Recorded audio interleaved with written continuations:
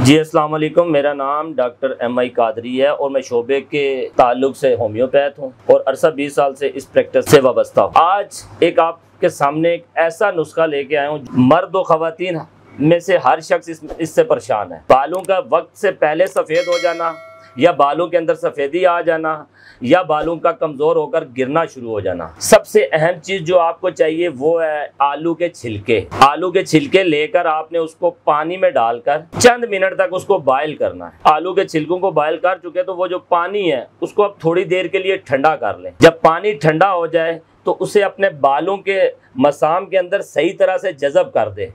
5 minute तक इसको आपने लगा हुआ छोड़ देना है और 5 मिनट के बाद आपने इसको धो लेना है। और इस तरीका इलाज को आपने कम से कम 2 हफ्ते तक कंटिन्यू रखना है और इस इंशाअल्लाह अज़्ज़ा वजल आपके सफ़ेद बाल जो आहिस्ता आहिस्ता काले होना शुरू हो जाएंगे और आपके बाल कमज़ोरी और गिरने की तरफ भी जाना छोड़ देंगे।